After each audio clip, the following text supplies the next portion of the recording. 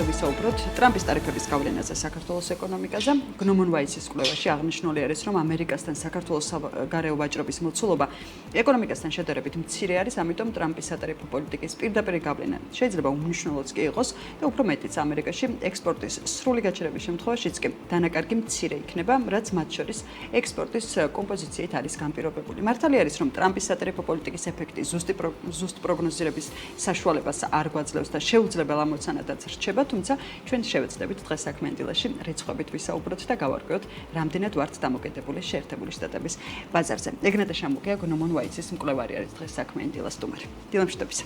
მოგესალმებით, მადლობა ყურადღებისთვის და მოწვევისთვის. რა სიტყვით თუ დაპარტნიორდნენ ინდოეთი და დიდი ბრიტანეთთან ზემოდან თითქმის 9 მილიარდის ფაქტიური სუბსიდირება? ამ პერიოდში სანამ სიუჟეტს როგორც მაყურებელი ასევე ჩვენც უსმენდით, ერთი რაც გამახსენდა ეს იყო ჯერ კიდე 2 თუ 3 წლის წინ საქართველოს მთავრობის პრეს-რელიზი თუ ეკონომიკის სამინისტროს მნიშვნელობა არა აქვს, მაგრამ მთავრობის მხრიდან იყო ინდოეთთან თავისუფალი ვაჭრობის შესახებ მოლაპარაკებებზე საუბარი იყო და საინტერესო იქნება რა ბედი ეწია ამ ყველაფერს, არავის არ გავხსენებია ამის შემდეგ და ესე იგი რაიმე წინსვლაც არ ყოფილა, სამწუხაროდ რაიმე წინსვლაც არ ყოფილა, თორე განათლების მიმართულებით იყო ბოლოს ეგრეთე ვიზიტი პარლამენტარების ინდოეთში, ეთყობა ამით ცდილობენ დაბალანსებას. ოღონდ ის არიციან, რომ ეკარიდან ჩვენი ამოწერა და ფაქტიურად ყოფილი წევრის სტატუსის გადატანა ეს რეპუტაციულად ძალიან მძიმეა და ურტყავს უმაღლეს სასწავლებლებს. და მათ შორის შეიძლება ინდოელებისთვისაც ნაკლებად მიმზიდველი გახდეს რომელიც ჩვენთან მოდიოდა პირველ რიგში ფასის ცხოვრების პირობების გამო და ბოლოს ასთავარია ის იღებდა საერთაშორისო დიპლომს. თქვენ საქართველოს უნივერსიტეტს წარმოადგენთ და იცით, რომ ჩვენი უმაღლესი სასწავლებლების შემოსავლის ძალიან დიდი ნაწილი ფორმირდება სწორედ უცხოელი სტუდენტებისგან. განსაკუთრებით ინდოეთიდან და აზიელების. ერთადერთი შეიძლება ითქვას, რომ ტურიზმის სექტორზე იქონია გავლენა, მას შემდეგ რაც ინდოეთთან სუვიზო რეჟიმი. ეკი. რაღაც შეიძლება თემას გადავუხვდეთ, მაგრამ წარმოიჩრა იგივე ტურიზმის საკითხს რო დავაკვირდეთ, ის რაღაც ევროპელი ტურისტები შემცირდა, მაგრამ რაღაც აზიელი ტურისტები გაიზარდა და რაღაცნაირად რაღაცა უვიზო რეჟიმის და პირდაპირ ფენების შედეგი შეიძლება დაიწყო. საინტერესო სიუჟეტი იყო და საინტერესო თემები იყო წარმოჭრილი იმ ფალსაციის, რომ მგონია რომ საკმაოდ ადეკვატური და კარგი პასუხია ის მათ შორის სამხრეთ ამერიკასა და ევროკავშირს შორის საკმაოდ მნიშვნელოვანი უფრო დააჩქარა მოლაპარაკებები. იქ მანამდეც იყო არგენტინა მნიშვნელოვან როლს თამაშობს მან გაერთიანებაში. ხა არგენტინაში ისეთი ხელისუფლებაა, რომლისთვისაც თავისუფალი ვაჭრობა მნიშვნელოვანია, იმანაც დააჩქარა, მაგრამ ამ ტრამპის გადაწყვეტილებებმაც დააჩქარა და რა შეიძლება ამას არ მგონია რომ თლად ესე მარტივად ჩაივლეს, იმიტომ რომ ევროპელი ფერმერები კვლავ ქუჩაში გამოვლენ, მაგრამ საბოლოოდ მგონია რომ ეს შეთანხმება მიღწეული იქნება, რაც ძალიან კარგი პასუხი იქნება ეხანდელი ამერიკის საგარეო საერთაშორისო ვაჭრობა მის საგარეო პოლიტიკის ნაწილია და ამის აპასუხო და მათ შორის ბრიტანეთსა და ინდოეთს შორის თავისუფალი ვაჭრობის ხელშეკრულებაც. არა, წყალი? კაი. ეგნატე, სანამ თან წყალზეც იმას ვიზავთ, გადავალთ და მოვიტან რაღაცეებს. რას ფიქრობ, არის ზღვარს უკვე მიღწეული ის თემა, რაც ეხება ტრამპის პოლიტიკის ასახვა მსოფლიოზე თუ ეს ყველაფერი ჯერ კიდე პროცესია. ანუ როგორც ეკონომისტს გესაუბრები ამ შემთხვევაში, იმიტომ რომ ჩვენ ვიცით რომ შეიძლება რაღაცა დაიწყო, დაგეგმო კონკრეტულ თარიღზე, ეს აპრილის დასაწყისი იყო, მაგრამ მისი ასახვა რეალურ ეკონომიკაში მას სჭირდება დრო. სანამ საქართველოს თემაზე გადავალთ, რომელიც მოცული გაქვთ თქვენ პარაგრაფში კვლევისა და სიმართლე გითხრა, ბევრი მან სასაუბრო არც არის თქვენივე ტერმინით სამწუხაროდ კომპოზიციიდან გამომდინარე, მოდი ის რეალობა ავხსნათ, რა სურათი ლაგდება დღეს იმ გადაწყვეტილებებიდან გამომდინარე, რაც მივიღეთ. სატარიფო პოლიტიკიდან შეერთებული შტატების, რომელიც მთლიანად ცვლის საგარეო ეკონომიკურ ურთიერთობებს და შესაბამისად გლობალური პოლიტიკის უძემდებულ მომენტებს. მათ შორის, იმიტომ რომ მნიშვნელოვანი ნაწილია სწორედ პირველი ის რომ თავად ესე რომ ვთქვათ ამერიკელებმაც არიციან ჯერ რაზე და როგორ დააწესეს ეს ტარიფები. მართალია. მათ შორის იქვე ჩვენ სტატიაში აღნიშნულს რომ ჯერ არ ვიცით რაღაც მცირე რაოდენობის მეტალი რო დადის ან რკინის დამზადებაში ფეროს კონცენტრატები რო დადის რაც ყველაზე მნიშვნელოვანი ის რამდენად შეეხება ისიც არ ვიცით და მეორე ისიც არ ვიცით რა მასშტაბის იქნება საპასუხო რეაქცია სხვა რიგი ქვეყნების მიერ დაანონსებულია მაგრამ რა მასშტაბის იქნება ეს ყველაფერი ასევე ისიც არ ვიცით რომ აი ჩინეთის შემთხვევაზე ვნახეთ რომ ლამის ყოველკვირა რაღაც ახალ განაკვეთს ამატებენ და ახალ ტარიფს ამატებენ სარკისებრი იქით აქეთ მიდის ეს ყველაფერი ურთიერთ ის არის შესაბამისად პირველი გავლენა რაც არის ისაა გაურკვევლობა და გაურკვევლობის დროს ძალიან რთულია ეს უკვე ბირჟებზეც აისახა და იგივე ამერიკულ კომპანიების აქციებზე რომელიც ტრილიონი წარმოგიდგენია ხო ძალიან მნიშვნელოვანი რაღაცაა ყველაზე პირველი ეს სენსიტიური სწორედ ეს ბირჟებია და ეს გლობალური კომპანიები რომლებიც ამერიკის უმსხვილესი მოდი აუხსნათ რა გარდა იმისა რომ ბირჟები არის პლატფორმა სადაც ივაჭრება სიკეთეები მთელი პლანეტისა ბირჟები ბევრჯერ თქვით და შემისწოროს ეგნატე თუ სურვილი აქვს არის ერთგვარი საზომი წარმატებისა თუ შეიძლება ესე უფრო ხატოვნად თქვა იმიტომ რომ ვცდილობ ხა დავცალო ეკონომიკური ტერმინოლოგიისგან ტექნოკრატიული ტერმინოლოგიისგან თუმცა შესაბამისად ვალუტა არის იმ ქვეყნის ეკონომიკის კიდევ ერთი საზომი წარმატებისა რომელიც ახლა გაუფასურების გზაზე არის დოლარის შემთხვევაში ამიტომ ბირჟა რომელიც კლებულობს და არა კომპანიის აქცია მხოლოდ ბირჟა რომელიც კარგავს ფულს ეს ნიშნავს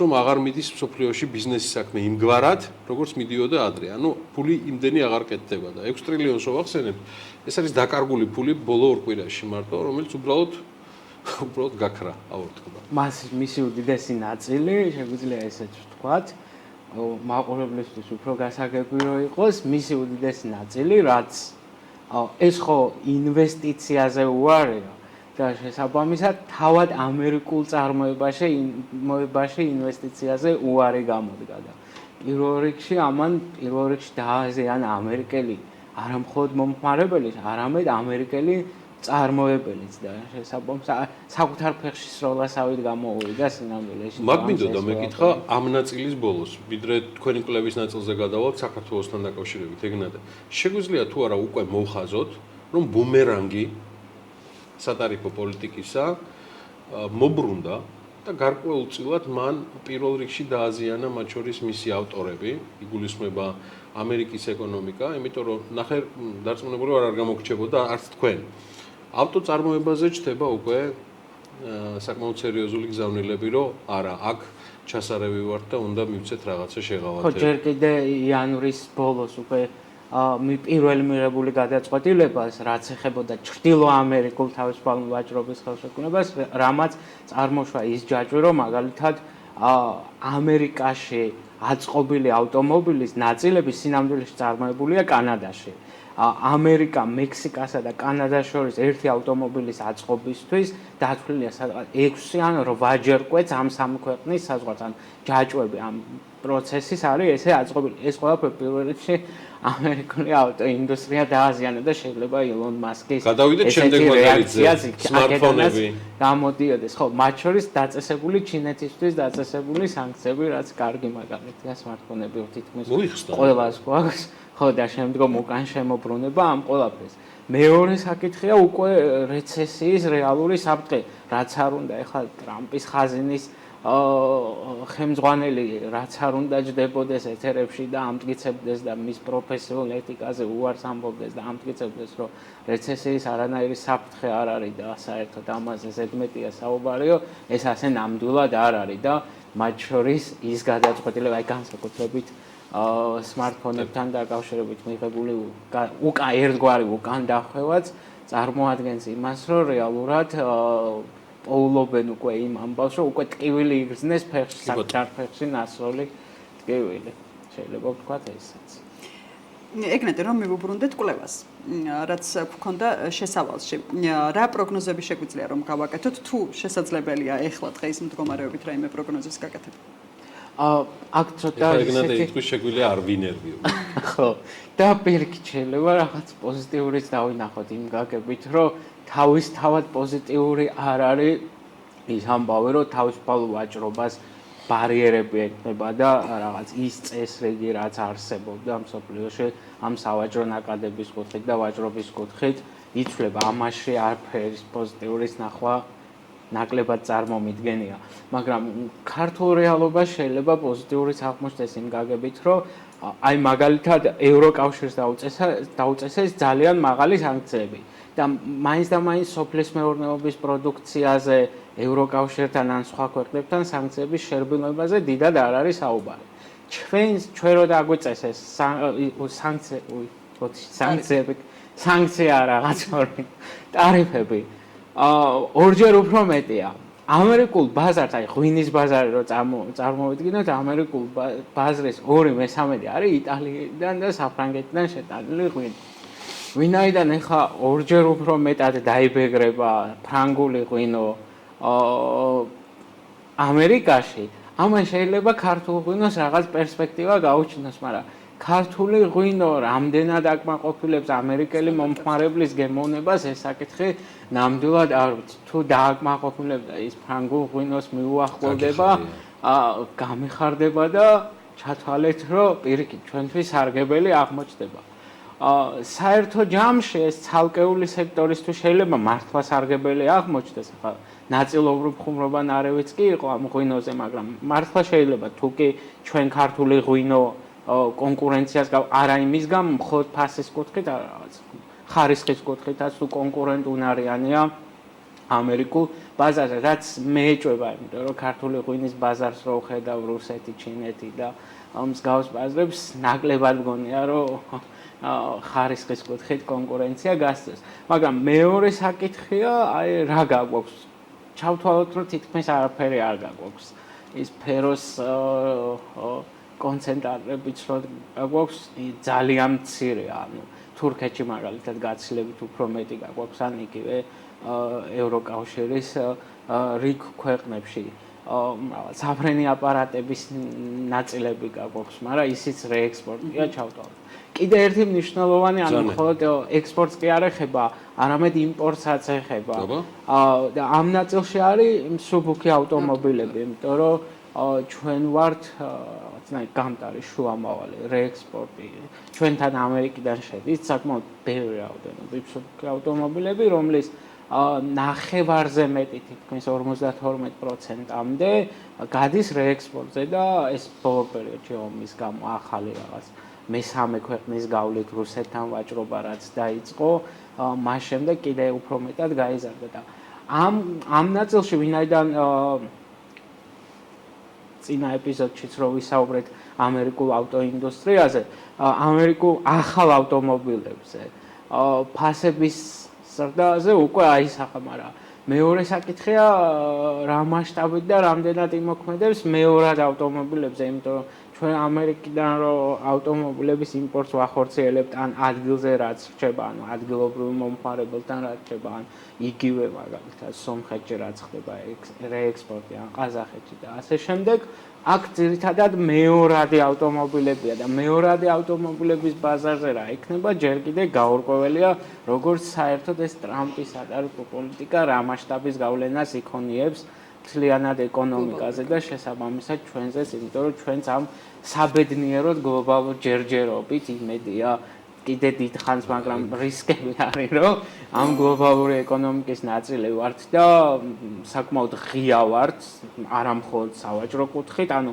სავაჭრო ნაკადების კუთხით, არამედ ღია ვართ იგივე კაპიტალის კუთხით, მაგრამ რამდენად მიმზიდველი ვართ, ეგ უკვე სხვა ამბავია და აქედან გამომდინარე გლობალური ეკონომიკის მიმართ საკმაოდ სენსიტიურია ჩვენი ეკონომიკა და იგივე რომ დავაკვირდეთ ჩვენს ეკონომიკურ ზრდას, ერთ-ერთი მიყვება მაგალითად რეგიონის ეკონომიკურ და საქართველოს ეკონომიკურ. მადლობა, სხვაჩვენს რეგიონალური ეკონომიკური მიმოხილვებით ერთ-ერთი მნიშვნელოვანია, რასაც გრომონ ვაისის გუნდი აკეთებს და ეგნატ ჩამოგიას მადლობა მინდა უთხრა ამ გუნდის კვლევარს, გრომონ ვაისის კვლევარს მობრძანებისთვის წარმატებებობას.